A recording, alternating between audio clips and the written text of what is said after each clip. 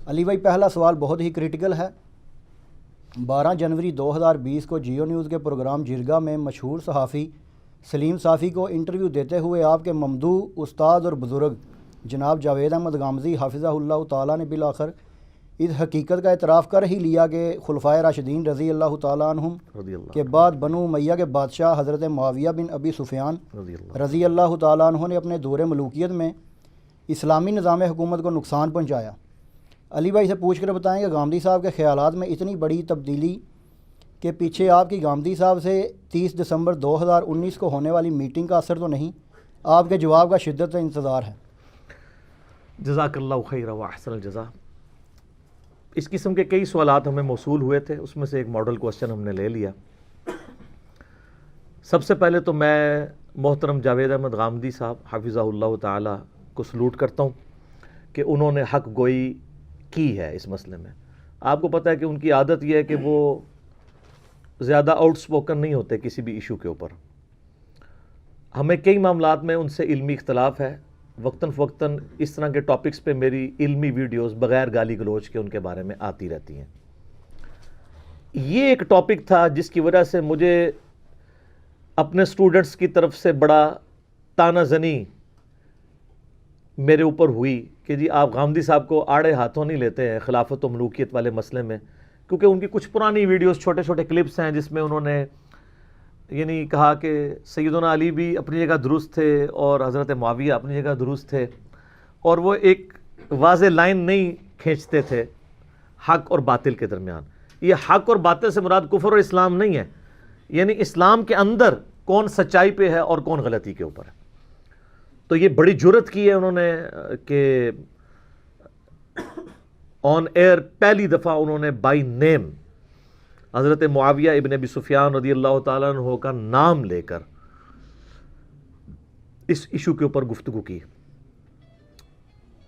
غامدی صاحب کو ان ایشوز کے اوپر انفارمیشن پہلے سے ہی کلیئر ہے، کیونکہ غامدی صاحب آپ کو پتہ ہے اسٹوڈنٹ ہیں مولانا مودودی رحمہ اللہ تعالیٰ کے، اس کی وجہ سے خلافت و ملوکیت انہوں نے پڑھی ہوئی ہے، یہ سارے ایشوز ان کو پتہ تھے، لیکن وہ بولڈلی آ کے اس ٹاپک کے اوپر بات نہیں کرتے تھے، بس درمیان کی بات کر کے اس کو چھوڑ دیتے تھے۔ لیکن اس کا نقصان یہ ہو رہا تھا کہ وہ یعنی مقدمہ جو ہے وہ خلافت کا کمزور ہو رہا تھا۔ اب اللہ کا شکر ہے کہ وہ ان کے اوپر جو اس حوالے سے بلیم تھا وہ اتر گیا، اور یہ بڑی جرت کی ہے انہوں نے۔ مولانا مودودی رحمہ اللہ تعالیٰ نے جس طریقے سے اس حق کو کھول کر بیان کیا خلافت و ملوکیت میں، اور اس کے بعد میں نے خلافت و ملوکیت کا دفاع 200 احادیث کی روشنی میں اکثر بخاری اور مسلم سے اپنے ریسرچ پیپر نمبر 5B میں کیا، جس کا تعارف میں آپ کو اس کے جواب کے اینڈ میں انشاءاللہ کروا دوں گا۔ اس کی سافٹ کاپی بھی ہارڈ کاپیز بھی آپ منگوا سکتے ہیں۔ 12 جنوری 2020 کو یہ پروگرام جرگا آن ایئر ہوا ہے جیو ٹی وی کے اوپر، جس میں بیسیکلی غامدی صاحب سے ٹاپک ڈسکس ہو رہا تھا ورلڈ پالیٹکس، اس وقت جو دنیا کے اندر پالیٹکس چل رہی ہے اور کس قسم کے حکمران جو ہیں وہ آ کر بیٹھ گئے ہیں۔ یعنی امریکہ جیسے ملک کے اندر جہاں پہ رول آف لا ہے، آئین کی پاسداری ہے، بیسک ہیومن رائٹس ہیں، تمام مذاہب کے لوگوں کو ایکولی ٹریٹ کیا جاتا ہے، اس طرح کے ماحول کے اندر ایک بڑا فنڈامنٹلسٹ قسم کا آرتھوڈاکس کرسچن، یہودی نما کرسچن ٹرمپ حکمران بن گیا، جو وہاں کے جو اوریجنل رہنے والے امریکنز ہیں ان کی سپورٹ سے اوپر آیا۔ اسی طریقے سے آپ کے پڑوسی ملک انڈیا کے اندر بھی ایک آرتھوڈاکس جو ہندوازم چل رہا تھا اس کا ایک ریپریزنٹیٹو مودی ان پہ مسلط ہوا ہے، اور اس دن سے جو انڈیا کے ماتھے کا جھومر تھا سیکولرزم، جس کو بڑا فخریہ بیان کرتے تھے، اس کو داغ لگ گیا۔ تو یہ پوری دنیا کے اندر یہ جو تبدیلی آ رہی ہے، اس کے پیچھے ریزنز کیا ہیں؟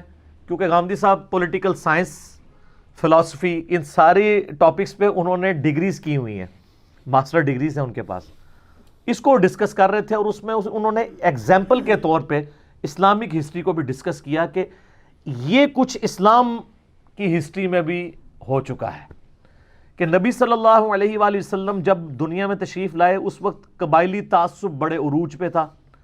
نبی علیہ السلام کی دعوت کی برکت سے وقتی طور پہ وہ تعصب دب گیا. تو غامدی صاحب یہ بتانا چاہ رہے تھے کہ یہ بیسک ہیومن رائٹس یا اس طریقے سے سیکولرزم، یہ ساری چیزیں جب ابھر کے سامنے آتی ہیں تو اس کی وجہ سے جو نظریاتی قسم کے لوگ ہوتے ہیں وہ وقتی طور پہ دب جاتے ہیں. وہ نظریہ جس نظریے کو وہ درست سمجھ رہے ہوتے ہیں اس کی روب کی وجہ سے اور پبلک میں ایکسیپٹنس کی وجہ سے. لیکن جیسے ہی موقع ملتا ہے نا وہ سر اٹھاتے ہیں، جس طرح امریکہ میں ٹرمپ نے سر اٹھایا ہے اور انڈیا میں مودی نے. تو انہوں نے اگزامپل دیتے ہوئے کہا کہ اسی طریقے سے اسلامک ہسٹری میں بھی عرب ملکوں میں جو قبائلی تعصب تھا، اس کی بنیاد پہ لڑنا، ایک دوسرے سے حسد کرنا، ایک دوسرے کو نیچے دکھانا، یہ چیزیں اسلام کی برکت سے دب گئیں.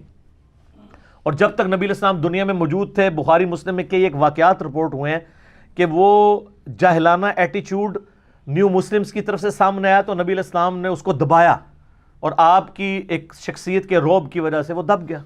وہ آج میرا ٹاپک نہیں بننا، میں کئی ایک واقعات بیان کر سکتا ہوں بخاری مسلم سے. لیکن نبی علیہ السلام کے جانے کے بعد خلافت علی منہاج النبوہ بھی اس معاملے کو کسی حد تک تو لے کے چلی.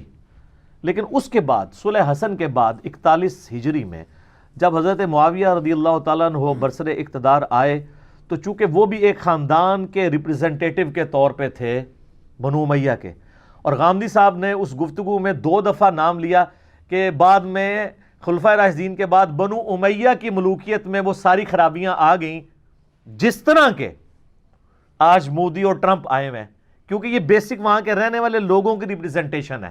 اس کی وجہ سے جو اصل تعلیمات ہیں وہ دب گئی ہیں. انڈیا کا یہ چہرہ تو نہیں تھا جو آج مودی دکھا رہا ہے. کتنی اقوام وہاں پہ آباد ہیں، لیکن اب ہندوؤں کے علاوہ باقیوں کا رہنا مشکل ہو گیا ہوا ہے. اسی طریقے سے وہاں پہ بھی جب انہوں نے 2 دفعہ لفظ یوز کیا بنو امیہ، لیکن تیسری دفعہ ان کی زبان سے نکل ہی گیا حضرت معاویہ رضی اللہ تعالیٰ عنہ. سلوٹ ہے سر. اب آپ کو جو کچھ بعد میں بھگتنا پڑے گا وہ تو ایک علیحدہ بات ہے، لیکن ظاہر ہے وہ اس سے بڑی چیزوں کے اوپر بھگت رہے ہیں تو اس کے مقابلے پہ چھوٹی چیز ہے. اس میں تو ہمارے جیسے لوگوں کی سپورٹ بھی ان کو حاصل ہوگی کہ انہوں نے حق گوئی کا حق ادا کیا ہے. اب رہا کہ اس کا کریڈٹ میں بالکل لینے کے لیے تیار نہیں ہوں. جس کا کریڈٹ ہے انڈائریکٹلی تو ضرور کسی حد تک وہ دنیا میں جہاں بھی قرآن کی کوئی آواز اٹھی ہوئی ہوتی ہے نا، اس کو ڈیپ ڈگ کریں نا تو اس کی روٹس غامدی صاحب کے ذریعے یا ڈاکٹر اسرار کے ذریعے یا ڈاکٹر ذاکر نائک کے ذریعے الٹیمیٹلی ہوتی ہوئی یا ڈاکٹر فرحت ہاشمی کے ذریعے مولانا مودودی تک پہنچتی ہیں. کیونکہ ڈاکٹر فرحت ہاشمی کے جو والد تھے وہ جماعت اسلامی کے سرگودا کے امیر تھے. ڈاکٹر اسرار صاحب خود ڈائریکٹ شاگرد ہیں مودودی صاحب کے، غامدی صاحب خود ڈائریکٹ شاگرد ہیں مودودی صاحب کے. تو دنیا میں قرآن کی آواز، اور اسی طریقے سے دنیا میں جب سیدنا علی کی حقانیت کے اوپر یا خلافت و ملوکیت کے حوالے سے جنگ جمل، صفین، نہروان کے اوپر آپ اگر کوئی اس کو ڈیپ ڈگ کریں نا تو اس وقت پریزنٹ ورلڈ کے اندر اس کے آپ کو تانے بانے یا تو مولانا مودودی تک جا رہے ہوں گے یا مولانا اسحاق صاحب تک یا اس حقیر تک آ رہے ہوں گے. تو وہ انڈائریکٹلی تو ضرور پہنچ رہے ہوتے ہیں. اس کا کریڈٹ میں دیتا ہوں ہمارے بڑے قریبی دوست بھی ہیں افتخار سندھو صاحب، جنہوں نے یہ 30 دسمبر 2019 کی ملاقات ارینج کروائی تھی لاہور کے اندر، جس کی پوری رودات میں نے ویڈیو میں سنائی ہے، وہ آپ نے سن لی ہوگی. بڑی بینیفیشری ہے، وہ ضرور سنیں جو ٹاپکس 1 to 1 ان سے ڈسکس ہوئے. اچھا، اس وقت میرے دل میں ایک الگ تھا کہ میں خلافت و ملوکیت والا ٹاپک بھی ان سے ڈسکس کروں، لیکن موقع نہیں ملا. تو ہوا یہ کہ جب ہم واپس آئے نا تو کچھ دنوں کے بعد مجھے افتخار صاحب کی کال آئی. آپ وہ تصاویر میں بھی دیکھیں گے کہ یعنی سینٹر میں غامدی صاحب بیٹھے ہوئے، ایک طرف سٹیج کے اوپر میں تھا اور ایک طرف افتخار صاحب بیٹھے ہوئے تھے. تو انہوں نے مجھے کال کی، میں جنازہ پڑھنے کے لیے جا رہا تھا، ابھی 15 منٹ باقی تھے. تو میں نے کہا میرے پاس ٹائم ہے تو بات کر لیتے ہیں. انہوں نے کہا آج میں نے غامدی صاحب سے ملنا ہے. تو یار منو بڑا وٹ ہے اندروں، یہ پنجابی میں گفتگو بھی کر لیتے ہیں. میں نے یعنی مجھے اندر سے بڑا قلق ہے. میں نے غامدی صاحب سے خلافت و ملوکیت کا ایشو ڈسکس کرنا ہے کہ کیوں نہیں برملا سیدنا علی کی حقانیت کے اوپر یہ بات کرتے ہیں اور کیوں گول مول الفاظ میں بات کرتے ہیں. تو کچھ ایک انہوں نے ٹپس مجھ سے لیے. ان کو خیر ماشاءاللہ اس ٹاپک کے اوپر اپنی ینگ ایج سے معاملات کلیئر ہیں. خود وہ پولیٹیکل سائنس کے اسٹوڈنٹ ہیں، قانون کے اسٹوڈنٹ ہیں، ہسٹری کے اسٹوڈنٹ ہیں, ان تینوں فیلڈز کے اندر پنجاب یونیورسٹی سے انہوں نے ماسٹر ڈگریز بھی کی ہوئی ہیں, اور ان کو اپنے گھر سے بھی اس طرح کا ماحول ملا کہ یہ سارے ایشوز ان کو کلیئر تھے. تو غامدی صاحب سے ان کی بہت پرانی دوستی ہے, ایجڈ بھی ہیں, فرینکنس بھی ہے, بولڈلی بول بھی سکتے ہیں. میں تو ظاہر ایک رکھ رکھاؤ کے ساتھ ہی بات کرتا ہوں, حالانکہ غامدی صاحب اس کا برا نہیں مانتے اگر کوئی شخص بولڈلی گفتگو کرے. تو مجھے کہتے ہیں آج میں ملنا ہے انہوں نے کچھ چیزاں میں نے ڈسکس کی ان سے, وہ چلے گئے ان کے پاس. اب یہ تو پوری تیاری کر کے گئے تھے, انہوں نے جاتے ہی جب بات شروع کی نا تو غامدی صاحب نے پتا کیا کہا؟ غامدی صاحب نے کہا وہ صحیح بخاری میں حدیث ہے نا 2812 کہ عمار کو ایک باغی جماعت قتل کرے گی, عمار ان کو اللہ اور جنت کی طرف بلائے گا, وہ جماعت دوزخ کی طرف بلائے گی. تو مجھے پتہ ہے یہ بات کہ حضرت علی کی جماعت جنت کی طرف بلانے والی ہے اور دوسری وہ ہے. اور پھر ساتھ ہی یہ مجھے افتخار سندھو صاحب نے پھر فون کر کے پوری ڈیٹیل بتائی, اور پھر میں نے ان کو کہا کہ ہمیں سوال آنا شروع ہو گئے ہیں. اور اچھا وہ ڈیٹیل بعد میں اس طرح بتائی کہ وہ سلیم صافی کا پروگرام ریکارڈ ہوا اور رات کو ہی مجھے نا میسج آنے شروع ہو گئے کہ جناب وہ تو غامدی صاحب نے تو کام ڈال دیا ہے. تو وہ میں نے پھر سندھو صاحب کو فون کیا, میں نے کہا جناب یہ تو کلپ دیکھیں, کلپ دیکھا, پھر انہوں نے مجھے پوری روداد سنائی کہ اس کے پیچھے ہوا کیا تھا, اور وہ میں آپ کو سنانے لگا ہوں. اس پروگرام کی ریکارڈنگ سے چند گھنٹے پہلے سندھو صاحب ان کے پاس گئے اور انہوں نے اس طرح یہ باتیں کی. تو انہوں نے ایک تو پہلے بخاری کی حدیث عمار کے قتل والی سنائی, اس کے بعد انہوں نے کہا وہ مسلم شریف میں 4776 نمبر حدیث ہے کہ تمہارے چچا کا لڑکا معاویہ کہتا ہے ہم لوگوں کو ناحق قتل کریں اور حرام طریقے سے ان کا مال لوٹیں, جبکہ اللہ سورہ نساء کی آیت نمبر 29 میں کہتا ہے کہ آپس میں ایک دوسرے کو قتل مت کرو اور حرام طریقے سے مال ہڑپ نہ کرو, تو ہم کیا کریں؟ تو سیدنا عبداللہ ابن عمر بن عاص نے اپنا سر جھکا لیا, تھوڑی دیر خاموشی کے بعد کہا کہ معاویہ کی اطاعت کرو ان کاموں میں جس میں وہ اللہ کی طرف تمہیں بلاتا ہے, اور جس میں اللہ کی نافرمانی کا کہے تم اس کی نافرمانی کرو. یہ صحیح مسلم میں ہے. تو ان کا مجھے پتہ ہے ان کے دور ملوکیت میں جو کچھ ہوا ہے. پھر غامدی صاحب نے ایک بڑا تلخ جملہ بولا, انہوں نے کہا کہ یہ اہل حدیث حضرات اور دیوبندی اور بریلوی مجھے تو کہتے ہیں منکرین احادیث میں سے ہے, یہ منکر حدیث ہے. منکرین تو جمع کا سیکھا ہے, منکر احادیث ہے. تو یہ حدیثیں وہ کیوں نہیں مانتے ہیں جو بخاری مسلم میں ہے؟ مجھے تو کہہ رہے ہیں. تو وہی بات جو میں بھی کہتا ہوں کہ اہل حدیث ہونے کا مطلب صرف بخاری مسلم سے رفع الیدین کی حدیثیں لینا نہیں ہے, آل امیہ کو کنڈیم کرنے والی حدیث لینا بھی تو اہل حدیث ہونا ہے نا. افتؤمنون ببعض الکتاب وتکفرون ببعض, علماء یہود والا کردار. تو غامدی صاحب نے نا ان کو اس معاملے میں کہا کہ یار میرے پیچھے تے پے ہوئے ہو, اہل حدیثوں کیوں نہیں پوچھتے؟ باقی جو میرے خلاف فتوے چڑھا رہے ہیں کہ میں حدیثوں کو نہیں ماننے والا, یہ مانتے ہیں نا حدیث کو.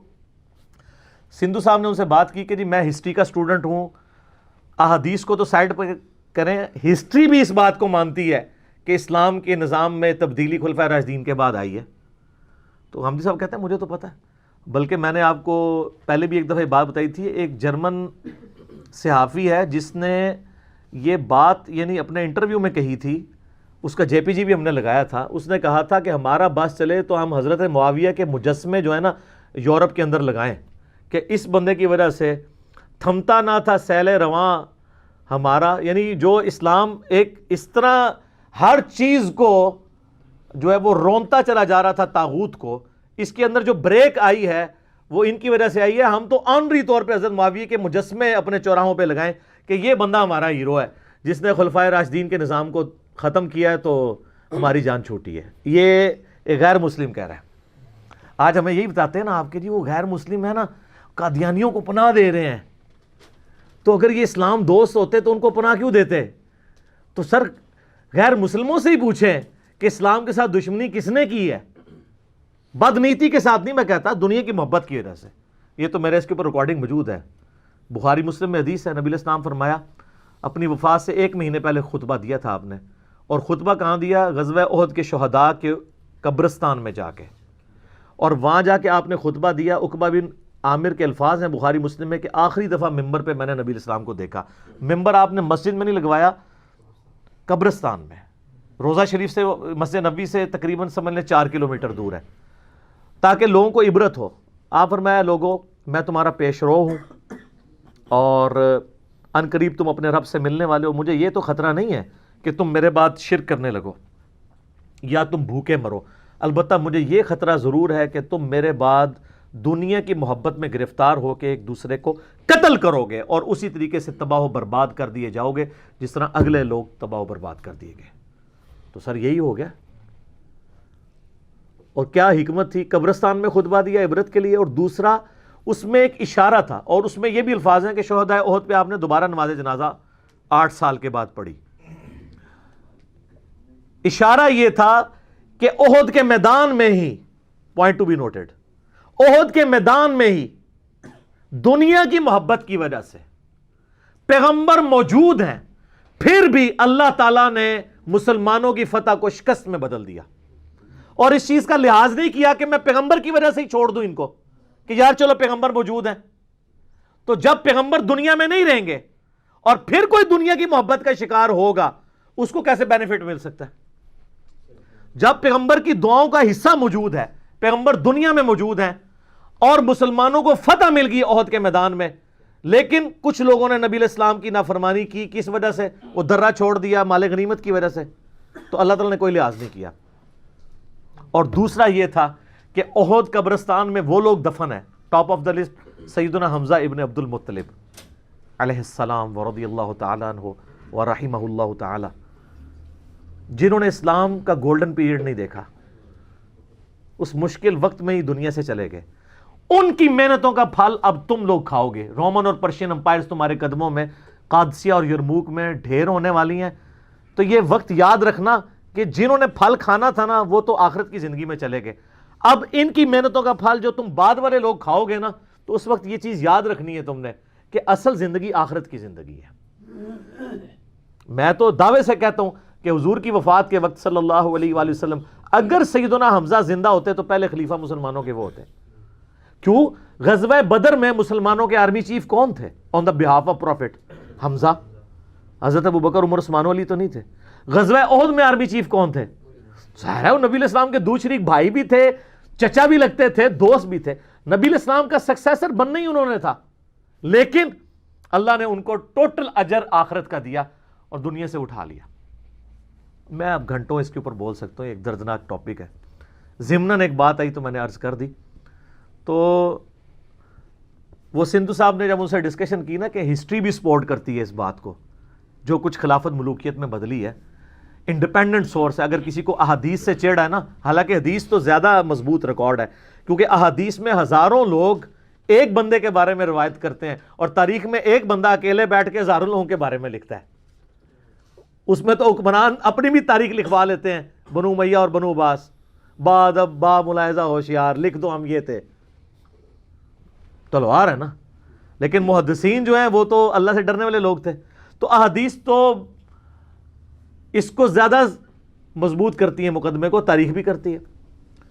تو غامدی صاحب نے, اچھا اب ہوا یہ کہ جب یہ ڈسکشن ہوئی نا, بائی چانس اسی دن ریکارڈنگ تھی جیو کے اوپر سلیم صافی کے پروگرام جرگا کی. ریکارڈنگ پہلے ہو جاتی ہے, آن ایئر بعد میں ہوتی ہے.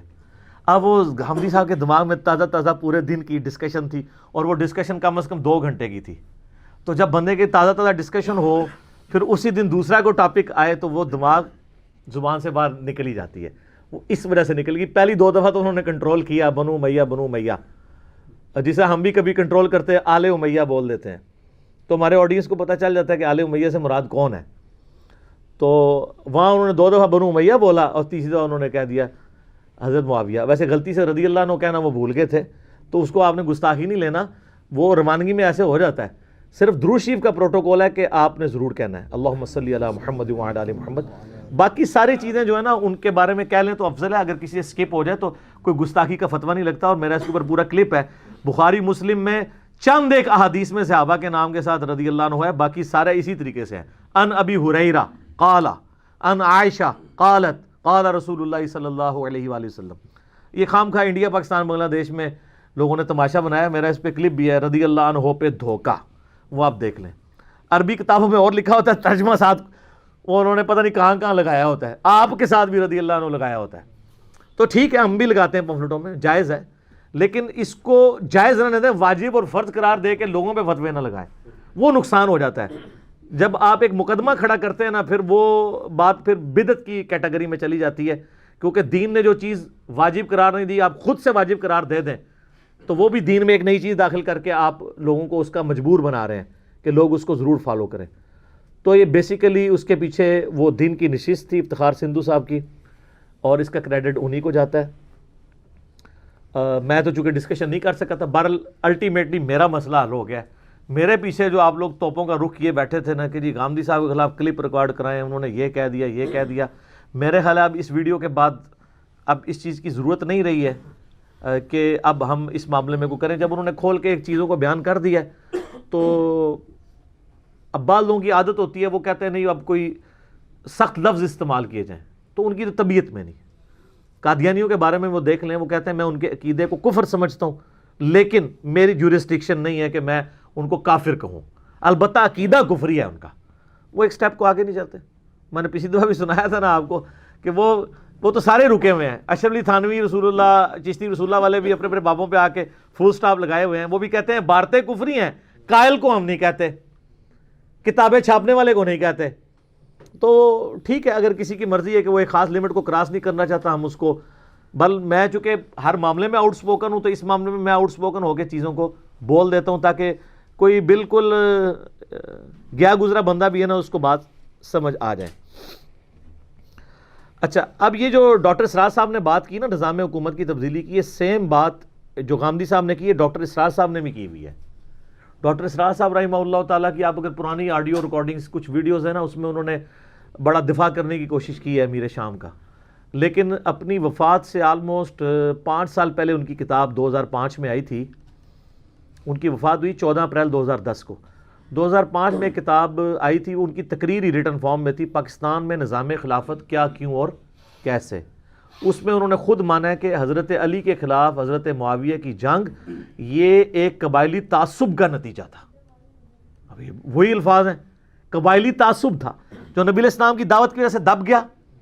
ورنہ بنو امیہ کب چاہتے تھے کہ پیغمبر بنو ہاشم میں آئے, ان کی تو خواہش تھی ہمارے اندر آئے. وقتی طور پہ دب گیا, لیکن جیسے ہی موقع ملا وہ اس نے اپنا سر اٹھایا. تو یہ ڈاکٹر اسرار صاحب بھی اپنی وفات سے پہلے مان کے گئے ہیں. لہٰذا بعض جو شیعہ ڈاکٹر اسرار صاحب کے بارے میں یعنی زبان درازی کرتے ہیں کہ وہ معاذ اللہ کو ناسبی تھے یا کوئی وہ حضرت علی سے بغض رکھتے تھے, یہ بالکل جھوٹ بات ہے, ایسا نہیں تھا. ورنہ وہ یہ بات لکھ سکتے تھے, پاکستان میں نظام خلافت کیا, کیوں اور کیسے, آپ کتاب پڑھ لیں, اس میں کلیئر کٹ مانا ہے. تو میرے دونوں شیخین جو ہیں, ویسے کئی ایک شیخین ہیں, یہ دو ذرا پڑھے لکھے شیخین اس فیلڈ میں, غامدی صاحب اور ڈاکٹر اسرار صاحب رحمہ اللہ, اور دوسری طرف مولانا اسحاق صاحب اور شیخ زبیر رضوی صاحب رحمہم اللہ اجمعین. تو وہ بھی شیخین ہیں, وہ دوسرے والے شیخین ہیں.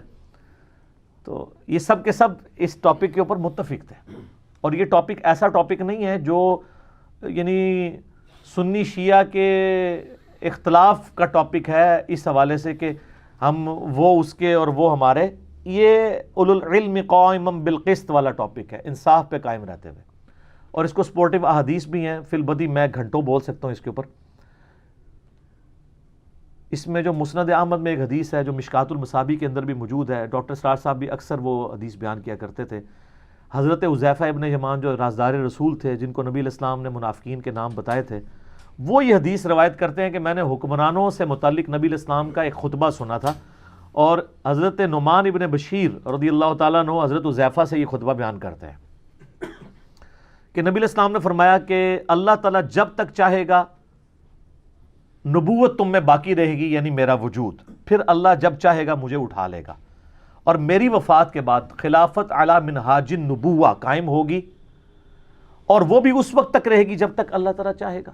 پھر اللہ تعالیٰ اس خلافت علی منہاج النبوہ کو بھی اٹھا لے گا, اور پھر ملکن عاضن, اور ڈاکٹر صاحب یوں کرتے ہوتے تھے, کاٹ کھانے والی ملوکیت, یعنی ہر دشمن کو کاٹنے والی, فریڈم آف ایکسپریشن ختم, جو ہمارا مخالف ہے کاٹ دیں گے اسے, وہ تم پہ مسلط ہو جائے گی.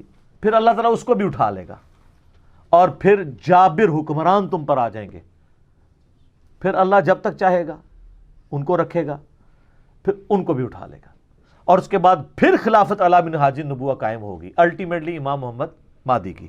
یہ اس میں موجود نہیں ہے, لیکن اتنے الفاظ ہیں کہ خلافت قائم ہوگی. باقی حدیث اس کو سپورٹیو ہے, امام مہدی پہ میری الگ سی ویڈیوز موجود ہیں.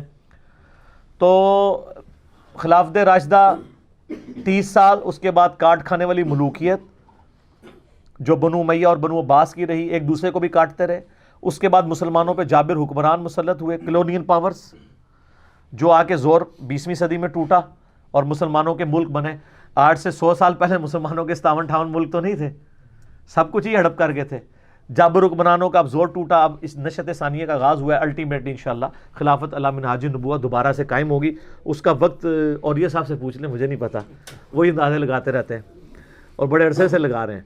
اس طرح کے اندازے نہیں لگانے چاہیے. آپ ایک اسیسمنٹ دے سکتے ہیں، ضروری نہیں ہے. پھر لوگ مایوس ہوتے ہیں کہ یار یہ تو بات کی تھی. اور میں آپ کو بتاؤں قیامت کی نشانی ہے، 400 سال سے مسلمان پوری کر رہے ہیں، ابھی تک نہیں پوری ہو رہی. ہاں، آپ 400 سال پرانی ہمارے بزرگوں کی کتابیں اٹھائیں، وہ کہتے ہیں بس یہ 1000 سال ہی پورے ہونے تھے. تو سر اب 1441 ہجری آ گیا.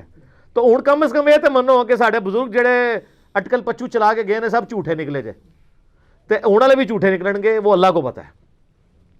اعلیٰ حضرت نے جو سن بتایا امام مہدی کا 1837 ہجری، تو بریلویوں کے لیے خوشخبری ابھی 400 سال ہیں، کیونکہ 1441 چل رہا ہے. سب اندازے ہیں، کوئی ڈیفینیٹلی یہ چیز نہیں ہے، یہ اللہ کو پتہ ہے کب ہوگا. یہ میں ضمناً ایک بات اس میں نے کر دی. اچھا، یہ جو مسند احمد کی حدیث ہے، اس کی ڈیٹیلز آپ کو پھر جامعہ ترمذی میں، سنن ابی داؤد میں ملیں گی. اس میں تو تھا خلافت علی منہاج النبوۃ، اس کی ٹائم پیریڈ نہیں آیا تھا. ابو داؤد اور ترمذی میں یہ ہے، حضرت سفینہ نبی علیہ السلام کے آزاد کردہ غلام کہتے ہیں کہ نبی علیہ السلام نے فرمایا کہ میرے بعد خلافت علی منہاج النبوۃ 30 سال تک رہے گی، 30 ایئرس. اس کے بعد یہ ملوکیت میں بدل جائے گی. اور پھر حضرت سفینہ جو نبی علیہ السلام کے غلام ہے، وہ اپنے شاگرد سعید سے کہتے ہیں بیٹا گن، ابو بکر کے 2 سال، عمر کے 10 سال، عثمان کے 12 سال اور علی کے 6 سال. اور ان 6 سالوں میں 5.5 سال مولا علی کے ہیں اور 6 مہینے حسن ابن علی کے ہیں، وہ ایک ہی شمار ہوتے ہیں. یہ 30 سال پورے ہوئے. تو سعید تابعی کہتا ہے کہ یہ بنو امیہ، بنو زرقا، نیلی آنکھوں والے تو کہتے ہیں کہ مولا علی تو خلیفہ ہی نہیں ہے. اندازہ کرو. اب میں ان لوگوں سے پوچھتا ہوں جو کہتے ہیں کہ جی وہ امیر شام جو حضرت علی کو خلیفہ مانتے تھے، صرف قصاص عثمان کا مطالبہ کرتے تھے. یہاں تو واضح ہے حضرت علی کو خلیفہ بھی نہیں مانتے تھے. اور اس میں امام ابو داؤد نے یہ حدیث سنن ابی داؤد 4646 میں لکھا ہے، علی علیہ السلام کے بارے میں کہتے ہیں کہ علیہ السلام لکھا ہے. جیسے امام بخاری نے علی اور فاطمہ علیہم السلام لکھا ہے، علی علیہ السلام خلیفہ ہی نہیں ہے.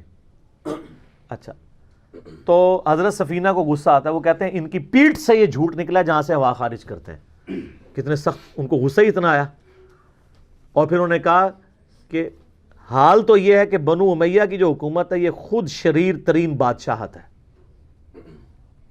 اب یہاں پہ معاملہ ایمبیگوس ہے کہ یہ انہوں نے حضرت معاویہ کی حکومت کو کہا یا بعد والی حکومتوں کو کہا. تو سر ایک حدیث کی تفسیر دوسری سے ہو جائے گی. اسی کا ایک طریق جو ہے وہ مسند ابی داؤد طیالسی کے اندر بھی موجود ہے. یہ سارے میں نے اپنے ریسرچ پیپر میں ڈالے ہوئے ہیں، اینڈ تے تم دسنا ہوا ریسرچ پیپر بھی.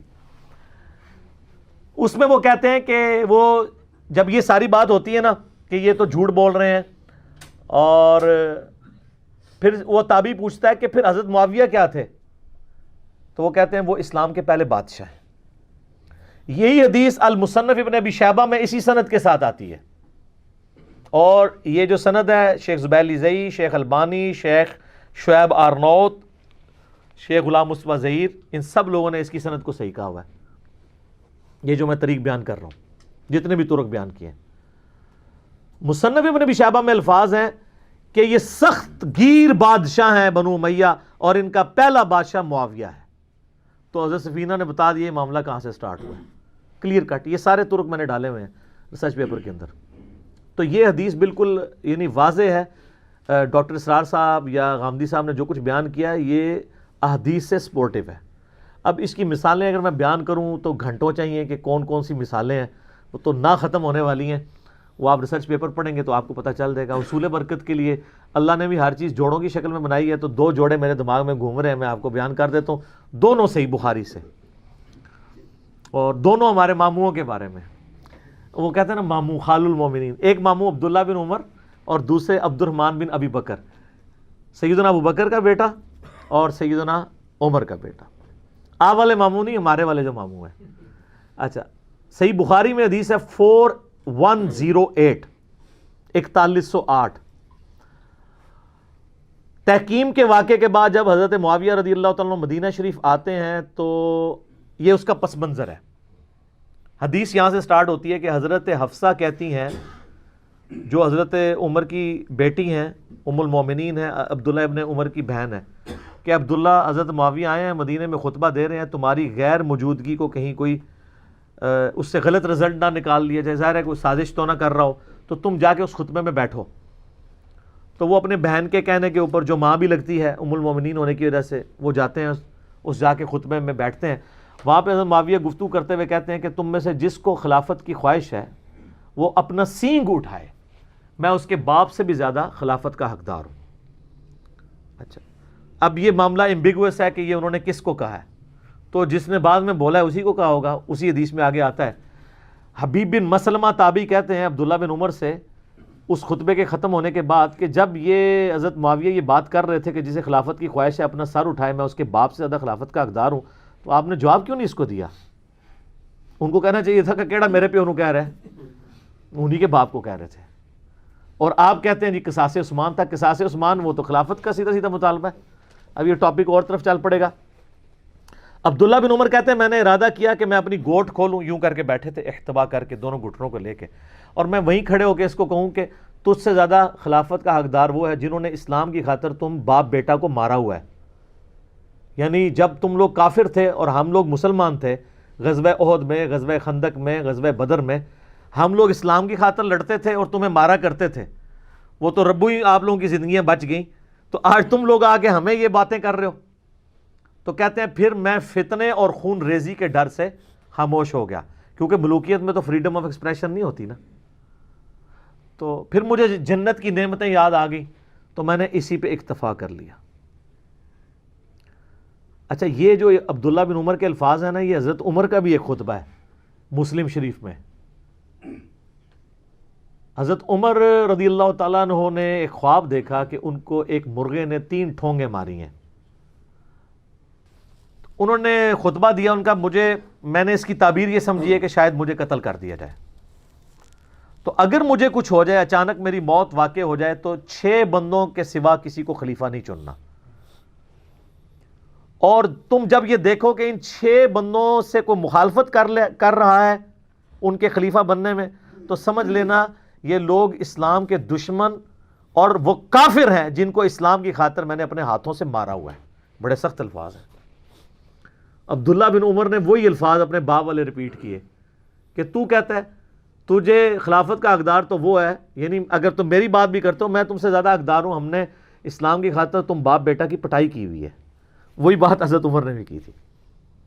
اور بخاری میں ان 6 بندوں کے نام بھی ہیں, علی, عثمان, طلحہ, زبیر, عبد الرحمن بن عوف اور سعد بن ابی وقاص. ان 6 کی خلافت کے جو خلاف کھڑا ہو تو حضرت عمر کا فتویٰ ہے کہ اسلام کا دشمن ہے, اور ان کا مجھے خطرہ ہے کہ یہ لوگ کھڑے ہوں گے جن کو میں نے اسلام کی خاطر مار مار کے اسلام میں داخل کیا, مارا ہے نا ان کو. تو عبداللہ بن عمر نے جب یہ بات کی تو حبیب بن مسلمہ نے اس پہ ورڈک دی ہے. بخاری میں الفاظ ہیں 4108, وہ کہتے ہیں کہ عبداللہ بن عمر نے خاموشی اختیار کر کے اپنی جان بھی بچا لی, اپنی عزت بھی بچا لی. ایک ماموں نے دوسرے ماموں سے جان بھی بچا لی اور عزت بھی بچا لی. تو یہ اس کا مطلب ہے وہ کاٹ کھانے والی ملوکیت, جس کو غامدی صاحب نے بھی کہا کہ وہ قبائلی تعصب, ڈاکٹر اسرار صاحب نے بھی کہا. یہ کوئی نئی بات نہیں, حدیث سپورٹیو ہے.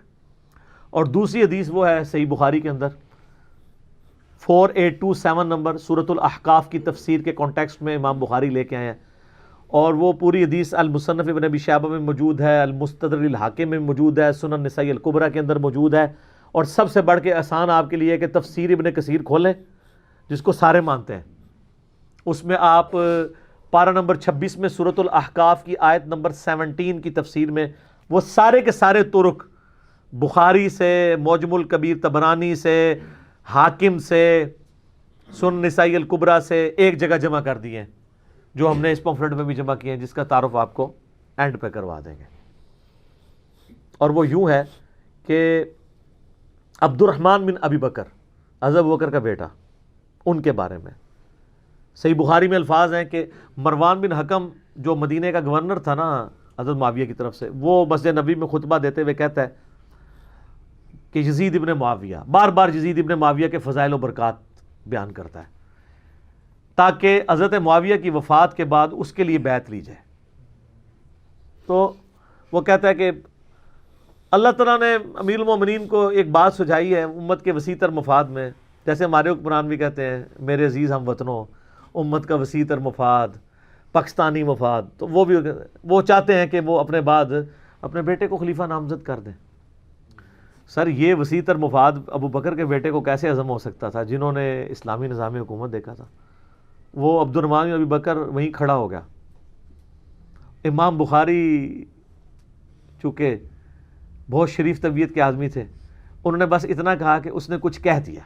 وہ کیا کہا وہ ہم آپ کو بعد میں بتائیں گے باقی حدیث سے, جس کا میں نے آپ تفسیر ابن کثیر میں وہ سارا کچھ موجود ہے, میں صرف بخاری کے الفاظ بتا رہا ہوں. کچھ کہہ دیا تو مروان بن حکم نے کہا پکڑو اس کو, گرفتار کر لو, نیب کے حوالے کر دو. جب یہ بات ہو رہی ہو تو پھر کیا ہوتا ہے, کوئی چوبے والی بات ہوتی ہے. تو وہ حضرت عائشہ کے حجرے میں چلے گئے, اب بہن تھی, اور یہ وہ بہن, یہ وہ بھائی ہے حضرت عائشہ کے کہ باپ اور ماں دونوں سیم ہے. محمد بن ابی بکر جو ہے وہ دوسری ماں سے ہے, اسما بنت امیس سے. اما عائشہ کی جو اپنی والدہ تھی نا, اسی والدہ سے ان کا بھائی ہے عبد الرحمن بن ابی بکر. آپ وہ کلپ دیکھ لیں, سیدہ عائشہ کا قاتل کون, اس میں نے کئی چیزیں اور بتائی ہیں. اب وہ حجرے میں گھس جاتا ہے تو مروان کو صبر نہیں آتا. اب وہ اندر تو نہیں جا سکتا کیونکہ پبلک پریشر ہے, سیدہ عائشہ کا حجرہ ہے, ماں ہے. وہ باہر سے غصہ نکالتا ہے, ابو بکر کے بیٹے تیرے بارے میں سورہ احقاف کی آیت ہے وہ کہ میرے ماں باپ مجھے کہتے ہیں کہ جب تم مر کے مٹی ہو جاؤ گے تو دوبارہ زندہ کیے جاؤ گے, یہ اگلے لوگوں کی کہانی ہے. تو تھا ابو بکر کا بیٹا جو قرآن کو اگلے لوگوں کی کہانیاں کہتا تھا. استغفر اللہ. صحابہ کے گستاخ کون؟ آل امیہ. سیدہ عائشہ کو غصہ آیا, انہوں نے کہا آل ابی بکر کے بارے میں اس طرح کی کوئی آیت نازل نہیں ہوئی سوائے وہ آیات جو میری برات میں نازل ہوئی ہیں سورہ نور کی. تم آل ابی بکر کے بارے میں یہ بات کر رہے ہو؟ بخاری میں اتنا ہی ہے. اب آ جائیں جناب حاکم میں, سنن نسائی الکبریٰ کے اندر, اور سب سے بڑھ کر تفسیر ابن کثیر, جس کو سارے ماشاءاللہ کہتے ہیں کہ جی ہماری بیسٹ تفسیر ہے, اس میں سورہ احقاف کی آیت نمبر 17 میں یہ ساری انہوں نے طرق جمع کی ہیں.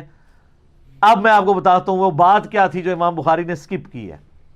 کچھ کہا, وہ یہ کہا کہ وہ تقریر کے دوران اس نے کہا کہ امیر المومنین چاہتے ہیں کہ یزید کو بنا دیں, ابو بکر نے بھی تو عمر کو بنایا ہی تھا نا. اب حضرت عمر کے ابو بکر کے بیٹے تھے تو وہ ملوکیت تو نہیں کی تھی, ایک ٹیلنٹڈ, اور وہ بھی مشورے سے کیا تھا, کوئی ڈکٹیٹرشپ نہیں تھی, صحابہ کے مشورے سے کیا تھا. تو ابو بکر کے بیٹے کو تو غصہ آنا تھا کہ مجھے تو نہیں میرے ابا جی نے بنایا, تو مثال جو ہے باپ بیٹے کی دے رہا ہے, اور کیا سوال گندم جواب چنا. تو وہاں پر کھڑے ہو کے عبد الرحمن بن ابی بکر, جو امام بخاری کہتے ہیں نا کچھ کہا, وہ الفاظ پھر حاکم کے اندر ہیں, سنن نسائی الکبریٰ میں, تفسیر ابن کثیر میں, کہ کہا کہ سیدھی طرح کہہ تیرا امیر المومنین معاویہ چاہتا ہے کہ کیسر و کسرا کے طریقے پہ چلے, ابو بکر اور عمر کے طریقے پہ نہیں. اب یہ بڑی سخت بات تھی, اس میں کہا گرفتار کر لو اسے. بالکل صحیح بات کی ہے لیکن گرفتار کر لو. اچھا, وہاں جب پہنچے تو اما عائشہ کے الفاظ ہیں اندر سے جو انہوں نے کہا اسکت, خاموش ہو جا, آل ابی بکر کے بارے میں سوائے میری برات کی کوئی آیات نازل نہیں ہوئی. یہ تو بخاری میں, ان کتابوں میں آگے موجود ہے. انہوں نے کہا البتہ تیرے بارے میں مروان, نبی علیہ السلام نے فرمایا تھا حکم پہ لعنت, اس کی اولاد پہ لعنت, تو اسی لعنت کا ٹکڑا ہے, تو اپنے باپ کی پشت میں تھا جب اللہ کے نبی نے تم لوگوں پہ لعنت کی ہوئی ہے. یہ باپ بیٹا کو تو حضور نے نکلوا بھی دیا تھا نا مدینہ شریف سے. حضرت ابوبکر عمر کے دور میں حضرت عثمان نے بڑا زور لگایا کہ میرے رشتہ دار ہیں, ٹھیک ہو گئے, آپ قبلہ درست ہو گیا واپس, انہوں نے نہیں آنے دیا. پھر حضرت عثمان جو کہ خلیفہ بنے تو ان کو لے آئے, اور پھر یہی بندہ حضرت عثمان کی شہادت کا سبب بھی بن گیا. وہ اللہ نے بیلنس بھی کر دیا اس معاملے کو, داماد بھی بن گیا پھر مروان حضرت عثمان کا. تو اس میں یہ الفاظ موجود ہیں کہ تو اپنے باپ کی پشت میں تھا. یہ ساری احادیث میں نے ریسرچ پیپر میں بھی ڈالی ہوئی ہیں. میں اینڈ پہ بس وہ حدیث بیان کرتا ہوں. کتاب الاوائل ہے, امام ابن ابی عاصم اہل سنت کے بہت بڑے امام ہیں, انہوں نے کتاب لکھی ہے کتاب الاوائل. پہلے کون کون سے کام ہوئے تھے, ہر وہ کام جو پہلے ہوا ہے نا وہ انہوں نے لکھا ہے. مثلا ترمذی کی حدیث ہے کہ اللہ نے سب سے پہلے قلم کو پیدا کیا، یہ حدیث وہ لے کے آیا ہے. اچھا امت میں سب سے پہلے بیٹھ کے خطبہ کس نے دیا؟ حضرت معاویہ رضی اللہ تعالیٰ عنہ نے. اس طرح امت میں جو پہلے کام انسانی ہسٹری میں کوئی ہوئے ہیں یا اس امت کی ہسٹری میں، وہ سارے لے کے آئے ہیں. اس میں وہ حدیث لے کے آئے، اور یہ حدیث کو سپورٹ مل گئی ہے شیخ البانی کی. انہوں نے احادیث صحیحہ میں یہ حدیث لی ہے کہ نبی علیہ السلام نے فرمایا میری امت کا پہلا شخص جو میری سنت کو بدلے گا وہ بنو امیہ سے ہوگا. کہاں سے ہوگا؟ بنو امیہ سے. اچھا اب حدیث تو اتنی تھی، لیکن شیخ البانی لکھتے ہیں اس سے مراد وہ شخص ہو سکتا ہے کہ جو خلافت کو ملوکیت بنا دے گا، خلافت کو ملوکیت بنا دے گا. یہ بنو امیہ میں خلافت کو ملوکیت بنانے والا پہلا شخص کون ہے؟ حضرت عثمان تو نہیں ہے، کیونکہ حضرت عثمان کا بیٹا ابان تھا، انہوں نے اس کو خلیفہ نہیں بنایا. پھر کون ہے؟ تو البانی صاحب نے نام نہیں لکھا، بتا دیا کہ کون ہے. تو اس کی پریڈکشن پہلے ہی موجود تھی خلافت کو ملوکیت بنانے والی، کہ کون ہے؟ بنو امیہ سے ہوگا.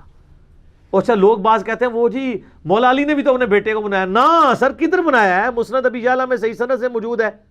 مولا علی کو نے تقریر میں کہا تھا کہ میں تمہیں ویسے ہی چھوڑ کے جاؤں گا جس طرح رسول اللہ صلی اللہ علیہ وسلم، تم اپنا خلیفہ خود چننا.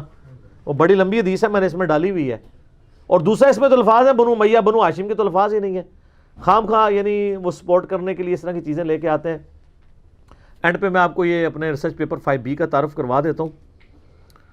یہ میرے بھائیوں میرا ریسرچ پیپر ہے، واقعہ کربلا کا حقیقی پس منظر 72 صحیح الاسناد احادیث کی روشنی میں. 72 کا ٹائٹل شہدائے کربلا کی نسبت سے، احادیث اس میں 200 سے زیادہ ہیں.